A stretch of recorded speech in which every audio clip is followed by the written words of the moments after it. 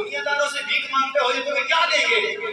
Election لڑنے کے لیے ٹکٹ دے دیں گے، وہ بھی خود غرضی کے ساری زندگی تم سے اپنے جوتے پالش کروائیں گے، اپنی غلامی کے نعرے لگوائیں گے، تم گلے پھاڑتے رہو گے۔ میرے بھائی وفا کرنی ہے مصطفیٰ سے کر، جب ان سے پیار کرے گا ان کے در کا فقیر بن جا، تجھے مصطفیٰ امیر کر دیں گے۔ لوگ کہتے ہیں تم حضور کی بات کرتے ہو، میں نے کہا ہاں تمہیں دنیا داروں کی غلامی مبارک ہو، ہمیں آمنہ کے لال کی گھر کی فقیری مبارک ہو۔ آتا ہے ہم فقیروں پہ انہیں کچھ پیار ایسا، خود بھیک دیں اور خود کہیں میرے مگتے کا بھلا ہو۔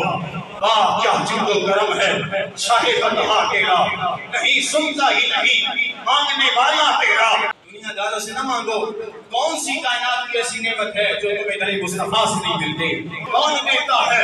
دینے کو کیوں چاہیے؟ دینے والا ہے سچا، دینے والا ہے سچا۔ کوئی ضرورت نہیں ہے کسی کی قصیدے پڑھنے کی، اپنے آپ کو صاف کر لو گے تمہیں کوئی کسی کی غلامی کی ضرورت نہیں ہوگی۔ ہم کوئی چور ہیں کہ جناب تھانے جائیں گے تو ہمارے پیچھے سیاسی بٹیرا آئے گا؟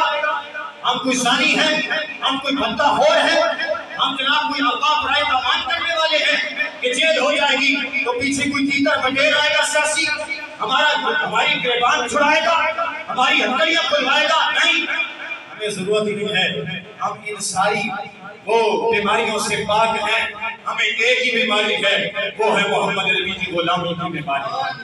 بس حضور کی طرف جب آ جاؤ گے پھر خالی ہاتھ واپس نہیں لوٹایا جائے گا۔ یہ سرکار کا در ہے، پریشان تو نہیں، جو مانگ لیا اور بھی کچھ مانگ۔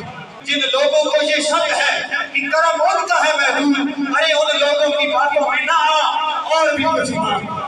دے سکتے ہیں کیا کچھ کہ وہ کچھ دے نہیں سکتے، ارے اس بحث میں نہ آ اور بھی کچھ مانگ۔ جھولی ہی میری تنگ تھی کیا مانگتا ان سے، وہ تو کہتے رہے مانگ ذرا اور بھی کچھ مانگ۔